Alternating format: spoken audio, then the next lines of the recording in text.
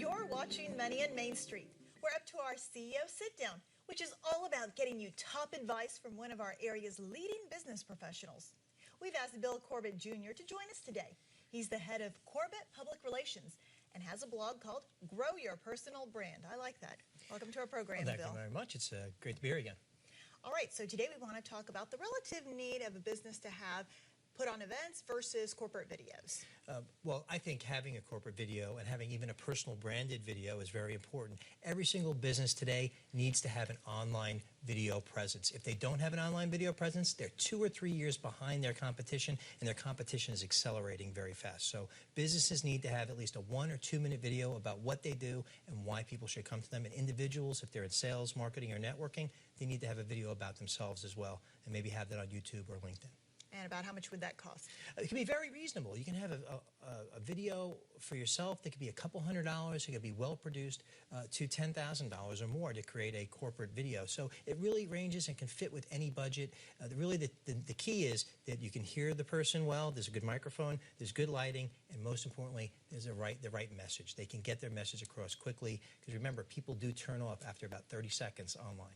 Now, some people aren't great with communication. So what is a key to getting effective messaging out there? Well, first you have to identify who your target market is and who you're talking to, and then practice. You need to go in front of a camera, set one up down in your basement or in your office, and practice until you get your message out in a quick, concise way in 30 seconds to a minute so that it gets to the right people before they turn you off.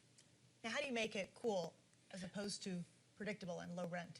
Well, you want to be interesting. You want to talk about things. Let your personality shine. Don't just sit behind the desk or make a video that looks like a prison video or you're against a wall or something. You want to be interesting. You want to potentially, with the software that's out there, you can integrate pictures, graphics, and things like that make it interesting and visually pleasing. And one hint for a lot of people, put a little music underneath, and that does tend to make it a little bit more interesting.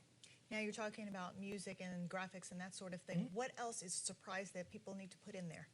Well, I mean, you want to have your website link and you want to have ways that people can connect with you. But what's really important is when you post a video online, YouTube, for example, YouTube is the second most searched search engine, you want to have content that goes with the video. Keywords, messages, information, so when people do a search, they can find your video online. Remember, YouTube is connected and owned by Google, so that enhances your Google search as well. Okay, so now let's talk about events. How do you put on a great event? Give us an example of the type of business and the type of event where it doesn't look like you're making a sales pitch. Well, it's really about giving. You need to create events where you're giving the attendees something and they walk away with something and you're not selling. You want to provide. What?